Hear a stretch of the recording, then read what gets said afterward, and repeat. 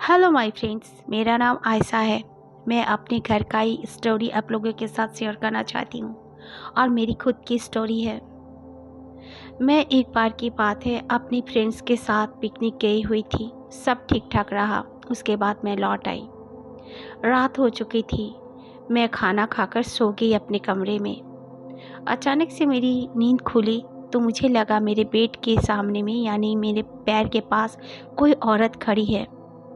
मैं पहले तो सोच रही थी कि मम्मी है, लेकिन फिर याद आया मैंने तो दरवाज़ा बिल्कुल बंद करके सोया है। ठंड का मौसम था। मैं जल्दी से जागकर अपने फ़ोन को टटोलने लगी। मुझे फ़ोन सामने कहीं नहीं मिला। फिर मैं उठ के बैठी और फिर उस औरत को मैं कुछ टाइम तक देखी। फिर अचानक से जैसे मेरे आंखों के सामने में अंधेरा छा गया। नाइट बल्ब जल रहा था, वो मुझे बिल्कुल साफ साफ नज़र आ रही थी। पर उसका चेहरा कुछ मेरे मॉम के जैसे ही लग रहा था, लेकिन वो सफ़ेद कपड़ों में थी। फिर मैं सोची कि मैं जाकर मम्मी के कमरे में जाकर देखती हूँ।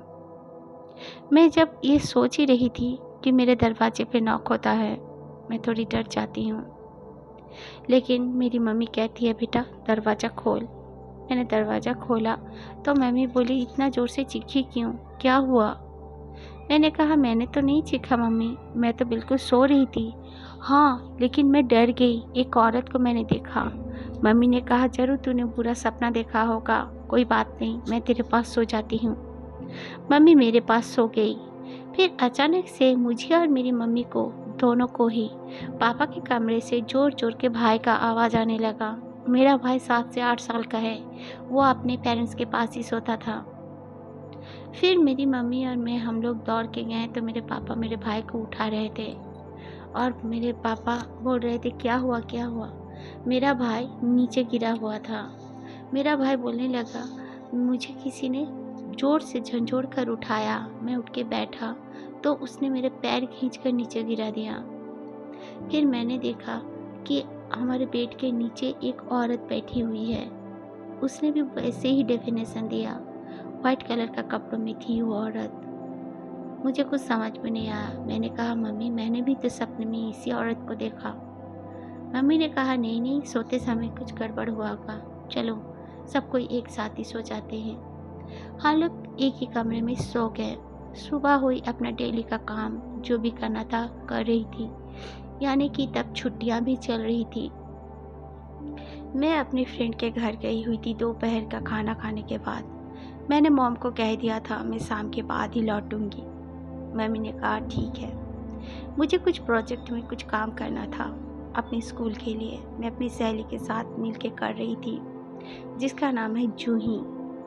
हम दोनों फ्रेंड फ्रेंड जैसा ही नहीं सिस्टर जैसे भी हैं। जूही के भी 2 बड़े भाई हैं, बहन नहीं है, और मेरी भी कोई ऐसे बहन नहीं है। इसीलिए हम दोनों ने ही अपनों को बहन सोच लिया था। है ना, अभी भी हम लोग एक दूसरे को बहन जैसा मानते हैं। और एक लड़की है हमारे साथ, सीलू। उसका अच्छा नाम है शिल्पा। खैर, हम लोग प्रोजेक्ट का काम करने के लिए एक साथ मिल गए और जूही के घर पे हम लोगों ने मिला।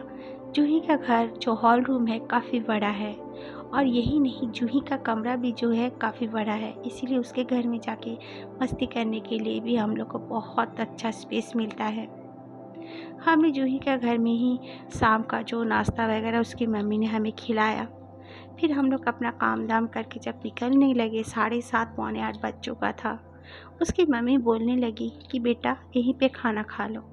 मैं बोली नहीं, लेट हो जाऊंगी। मैं अपने साइकिल में आई थी और शिल्पा भी अपने साइकिल में ही आई थी। उसकी मम्मी ने कहा नहीं बेटा, खा लो कुछ। लेकिन मैं और शिल्पा एक तरफ भी नहीं जाने वाले थे। शिल्पा और मैं, हम दोनों के घर बिल्कुल ऑपोजिट में आते थे। तो मैंने कहा ठीक है, मैं मम्मी को फ़ोन कर देती हूँ। मैंने मम्मी को जब फ़ोन किया तो मम्मी ने कहा ठीक है कोई बात नहीं, लेकिन जल्दी से जल्दी आ जा, क्योंकि आज तेरे पापा दादा दादी के पास गए हुए हैं। उस दिन पापा दादा दादी के पास चले गए थे शाम को। मेरे दादा दादी भी हमारे घर से कुछ दूर पर रहते थे। तो मैंने कहा ठीक है। तो मैंने खाना वाना खाया और फिर मैंने कहा मुझे जल्दी घर जाना होगा। फिर मैं निकल पड़ी और शिल्पा भी अपना चली गई। मैं रास्ते में जब आ रही थी टर्न करने का एक क्या जो हम लोग का रास्ता है घर का, वहाँ पर मैं देखी वही वाइट कपड़ों में एक औरत खड़ी है। बिल्कुल सुनसान रास्ता था, बहुत बड़ा सा एक पेड़ भी है। मैं उसे देखकर मैं थोड़ा-सा घबराई तो थी, फिर मुझे डर नहीं लगा। मैं अपना आगे निकल गई, तो वो औरत जैसे मुझे पीछे से बुलाई, मेरा नाम लेके मुझे घर में जैसे बोलते हैं आयशू, आयशू, लेकिन मैंने पीछे मुड़कर नहीं देखा।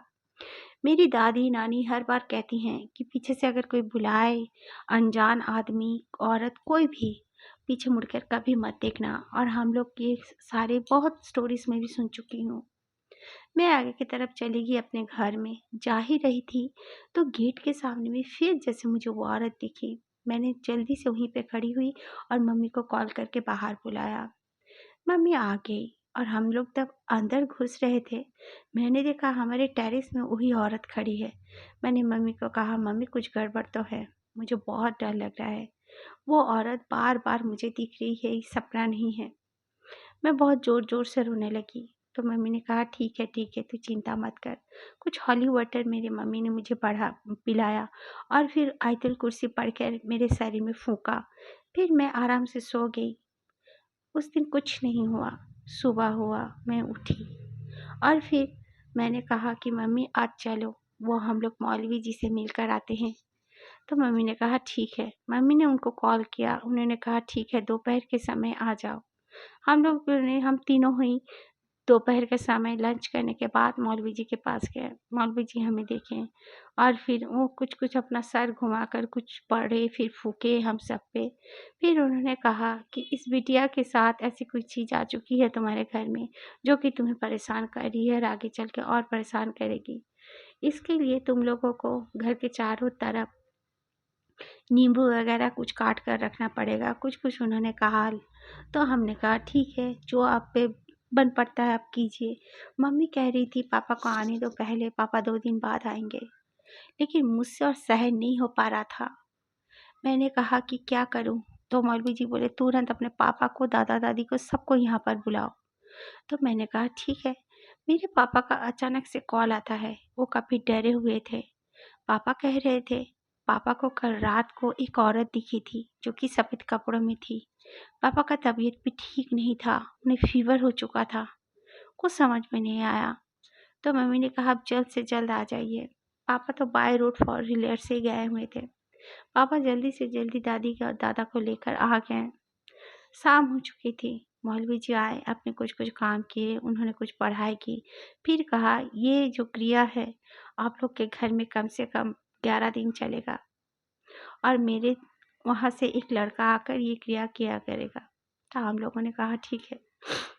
वो लड़का रोज़ आकर कुछ करके जाता था और उस समय हमें सबको घर में रहना होता था और फिर धीरे-धीरे ठीक हो गया। 11 दिन पार हो गए, हमें ताबीज़ वगैरह भी दिया गया। पापा ने मना किया, पापा ने कहा नहीं, मैं ताबीज़ वगैरह नहीं पहनूँगा। तो उन्होंने कहा ठीक है, कोई बात नहीं, आप बस अपने पॉकेट में रखा करो। वैसे ही मान गए। ये सब होने के बाद मुझे वो औरत साक्षात तो नहीं दिखती, लेकिन वो औरत मुझे सपने में दिखती है और यही नहीं, वो औरत मुझे बहुत डाँटती है। अब वो बात करने लगी है और मुझे गालियाँ बकती है। खराब-खराब कुछ गालियाँ बकती है और कहती है कि मैं तुझे मज़ा चखाऊँगी। तू मुझे अपने ऊपर नहीं आने देना, मैं तुझे नहीं छोड़ूँगी। ये सब कहती रहती है। ये बात मैंने मौलवी जी से जब शेयर किया, मौलवी जी बोले कि तेरे घर के अंदर नहीं आ सकती वो, तुझ में नहीं आ सकती तेरे कवच की वजह से, इसीलिए वो सपने में आकर तुझे डराती है। ये भी ख़त्म हो जाएगा। उन्होंने रात के समय में मुझे कुछ पढ़ने के लिए वजीफ़ा वगैरह दिया, तो मैंने ले लिया और मैं आज तक उस वजीफ़े को पढ़ती हूँ और रियली मेरे साथ अब तक कुछ नहीं हुआ। इस बात को करीब-करीब 3 साल हो चुके हैं। फ्रेंड्स, अगर आप लोगों को कुछ इस बारे में पता है, तो मेरे साथ ज़रूर से ज़रूर शेयर कीजिए। Thank you. हेलो फ्रेंड्स, अगर आप लोगों को मेरी स्टोरी चैनल की स्टोरीज़ अच्छी लगी तो लाइक, शेयर, सब्सक्राइब ज़रूर से ज़रूर करना, बेल आइकन बटन भी प्रेस कर देना।